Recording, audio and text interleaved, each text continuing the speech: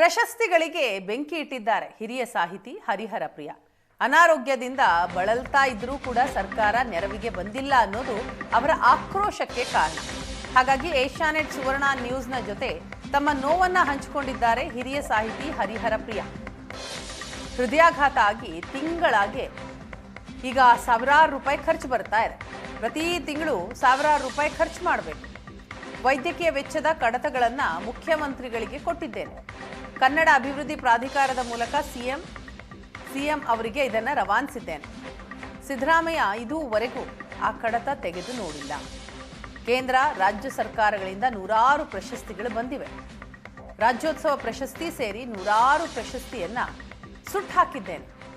60 ವರ್ಷಗಳಿಂದ ನಾನು ಸಾಹಿತ್ಯ ಕ್ಷೇತ್ರಕ್ಕೆ ಸೇವೆ ಸಲ್ಲಿಸ್ತಾ ಬರ್ತಾ ಇದ್ದೇನೆ. ನಾನು ಪಡೆದಿರುವ ಯಾವ ಪ್ರಶಸ್ತಿಗಳೂ ಕೂಡ ಕೆಲಸಕ್ಕೆ ಬಂದಿಲ್ಲ. ಹಾಗಾಗಿ ಮನನೊಂದು ಪ್ರಶಸ್ತಿಗಳನ್ನು ಸುಟ್ಟು ಹಾಕಿದ್ದೇನೆ ಅಂತ ಹೇಳ್ತಾರೆ ಹಿರಿಯ ಸಾಹಿತಿಗಳನ್ನ ಈ ರೀತಿ ಕಡೆಗಣಿಸ್ತಾ ಇರೋದು ಅತ್ಯಂತ ಬೇಸರದ ವಿಚಾರ. ಕಣ್ಣ ಮುಂದೆ ಪ್ರಶಸ್ತಿಗಳು ಇರಬಾರ್ದು ಅಂತ ಇದನ್ನ ಸುಟ್ಟು ಹಾಕಿದ್ದೇನೆ ಅಂತ ಹೇಳ್ತಾರೆ. ರಾಜ್ಯೋತ್ಸವ ಪ್ರಶಸ್ತಿ, ಕೆಂಪೇಗೌಡ ಪ್ರಶಸ್ತಿ ಸೇರಿ ನೂರಾರು ಪ್ರಶಸ್ತಿಗಳ ಮತ್ತು ಸನ್ಮಾನಗಳನ್ನು ಸುಟ್ಟಾಕಿ ಹಿರಿಯ ಸಾಹಿತಿ ಹರಿಹರ ಪ್ರಿಯ ಅವರು ತಮ್ಮ ಆಕ್ರೋಶವನ್ನು ವ್ಯಕ್ತಪಡಿಸಿದ್ದಾರೆ. ಬಹಳಷ್ಟು ಅಮೂಲ್ಯವಾದಂಥ ಪ್ರಶಸ್ತಿಗಳನ್ನೆಲ್ಲ ಸುಟ್ಟಾಕಿ ತಮ್ಮ ಆಕ್ರೋಶವನ್ನು ಹೊರಗಡೆ ಹಾಕಿದ್ದೀರಾ. ಏನು ಕಾರಣ ಏನು ಸರ್? ನಾನು ಸುಮಾರು 68ನೇ ಇಸ್ವಿಯಿಂದ ಈ ಮೊನ್ನೆ 25ನೇ ಇಸ್ವಿ ಮೊನ್ನೆವರೆಗೂ ಕೂಡ ಸಾಹಿತ್ಯ ಲೋಕದಲ್ಲಿ ಕೆಲಸ ಮಾಡ್ಕೊಂಡು ಬಂದಿದ್ದೀನಿ. ನಂದು ಬರೀ ಸಾಹಿತ್ಯ ಲೋಕ ಅಷ್ಟೇ ಅಲ್ಲ, ಬೇರೆ ಬೇರೆ ಪತ್ರಿಕೋದ್ಯಮಿಯಾಗಿದ್ದೆ ಮತ್ತು ಇಡೀ ನಾಡನ್ನು ನಾನು 60 ವರ್ಷದಿಂದ ಸುತ್ತಿದ್ದೀನಿ, ಭಾಷಣ ಮಾಡಿದ್ದೀನಿ. ಆದರೆ ಈ ಮೊನ್ನೆ ನನಗೆ ಹೋದ ವರ್ಷ ಇದೇ ನವಂಬರ್ನಲ್ಲಿ ಹೃದಯಾಘಾತ ಆದಾಗ ಯಾವ ಸರ್ಕಾರವೂ, ರಾಜ್ಯ ಸರ್ಕಾರ ಆಗಲಿ ಕೇಂದ್ರ ಸರ್ಕಾರ ಆಗಲಿ, ಯಾವ ಸರ್ಕಾರವೂ ನನಗೆ ಯಾವ ರೀತಿಯಿಂದ ನಯಾ ಪೈಸೆ ಸಹಾಯ ಮಾಡಿಲ್ಲ. ಹಾಗಂತ ನೇರವಾಗಿ ನಾನು ಒಂದೇ ಮಾತು ಇದುವರೆಗೂ ಏನು ಕಾದೆ ಅಂದರೆ, ಕನ್ನಡ ಅಭಿವೃದ್ಧಿ ಪ್ರಾಧಿಕಾರದ ಅಧ್ಯಕ್ಷರು ಮತ್ತು ನಮ್ಮ ಕೋಲಾರ ಜಿಲ್ಲೆಯ ಜಿಲ್ಲಾಧಿಕಾರಿಗಳು ಮತ್ತು ತಾಲೂಕಿನ ತಹಸೀಲ್ದಾರವರು ಅವರೆಲ್ಲ ಬಂದು ನನ್ನ ಬಗ್ಗೆ ಅವರೇ ಎಲ್ಲ ರೆಡಿ ಮಾಡಿಕೊಂಡು ಹೋಗಿ ಕೊಟ್ಟು ಎಲ್ಲ ಮಾಡಿದರು.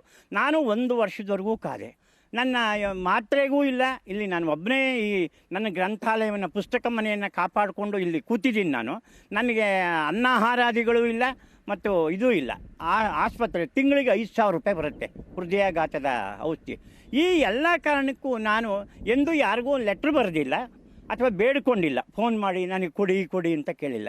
ಮತ್ತು ಇಷ್ಟೆಲ್ಲ ಪ್ರಶಸ್ತಿ ಕೊಟ್ಟಂತಹ ಸರ್ಕಾರ, ಎರಡೂ ಸರ್ಕಾರ, ನನಗೆ ರಾಜ್ಯದ್ದು ಬಂದಿದೆ, ಕೇಂದ್ರದ್ದು ಬಂದಿದೆ, ನನ್ನ ಬಗ್ಗೆ ಗಮನವೇ ಇಲ್ಲ ಅಂದಮೇಲೆ ನಾನು ಏನು ಮಾಡಬೇಕು? ಅದನ್ನು ಇಟ್ಕೊಂಡು ದಿನ ನೋಡ್ಕೊಂಡಿದ್ದು. ಈಗ ಕೊಡ್ತೀರಿ ನೀವು ನವಂಬರ್ 1ನೇ ತಾರೀಕು, ನೀವು ಏನು ಮಾಡ್ತೀರಿ? ಅವರೆಲ್ಲರಿಗೂ ಕೊಟ್ಟು ಕಳಿಸ್ಬಿಡ್ತೀರ ಅಷ್ಟೇ.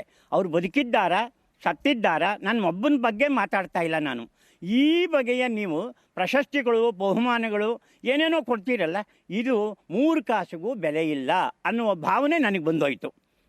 ಪತ್ರದಲ್ಲಿ ತಾವೇನಾದರೂ ಮನವಿ ಮಾಡಿದರೆ ಅವರು ಪರಿಹಾರ ಮಾಡ್ತಾ ಇದ್ರೇನೋ? ಯಾಕಂದರೆ ತುಂಬ ಅಮೂಲ್ಯವಾದಂತಹ ಪ್ರಶಸ್ತಿ, ಆ ಒಂದು ಪ್ರಶಸ್ತಿನೇ ಯಾಕೆ ಸುಡಬೇಕು ಅಂತ ಮನಸ್ಸು. ಅದನ್ನು ಹೇಳ್ತೀನಿ.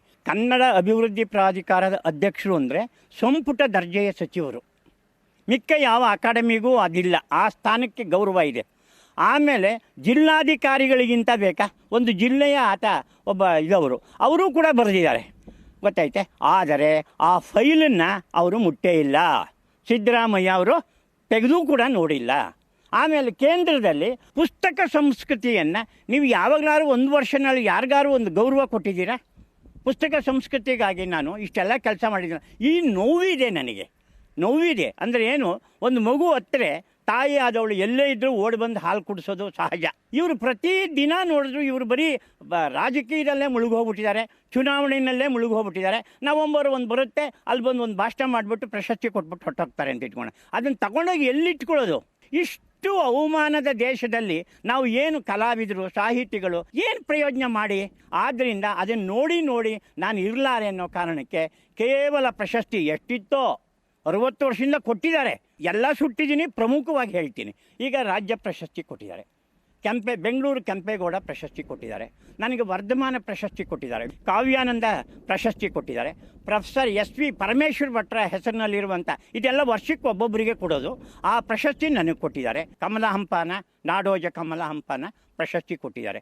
ಹೀಗೆ ಎಷ್ಟು ಪ್ರಶಸ್ತಿಗಳು ಏನು ಮಾಡ್ಕೊಳ್ಳಿ ತಗೊಂಡು ನಾನು. ಪ್ರಶಸ್ತಿಗಳು ಯಾವುದು ಕೂಡ ತಮ್ಮ ಕೆಲಸಕ್ಕೆ ಬರಲಿಲ್ಲ ಇವಾಗ. ಹೌದು, ಯಾವುದೂ ಇಲ್ಲ. ಮತ್ತು ಅದು ನೋಡಿದಷ್ಟು ನನಗೆ ದುಃಖ ಜಾಸ್ತಿ ಆಗ್ತಾ ಇತ್ತು.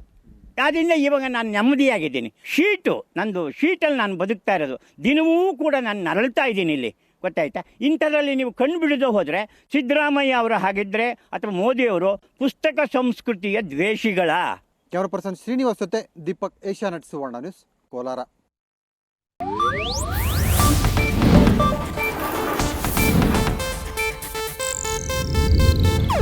ಇದು ಏಷ್ಯಾನೆಟ್ ನ್ಯೂಸ್ ನೆಟ್ವರ್ಕ್ ಪ್ರಸ್ತುತಿ.